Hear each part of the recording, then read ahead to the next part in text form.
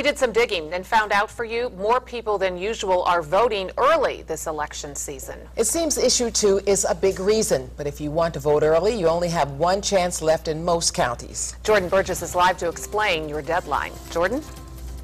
If you thought you'd vote this weekend, think again. Because of a new law, the Secretary of State is advising counties to cut off early voting at 6 p.m. tomorrow.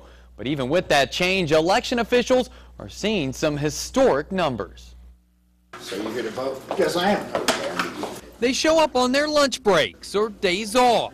People who just can't wait to vote. Very convenient, extremely. We've done it in the past, and it just takes away that concern that if you would miss what would be happening on Tuesday, that you've taken care of your obligation. Already here in Montgomery County, the number of early voters is double what it was in the last odd-year election. It's a trend that's been happening really since 2008, that more and more voters are participating in early in-person absentee and by absentee by mail as well. You all set?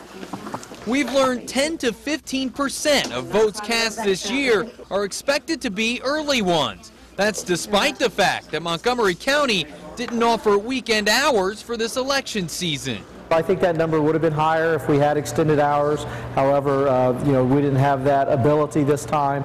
It's something that I think the board needs to reconsider going into next year because of the numbers we experienced in 2008.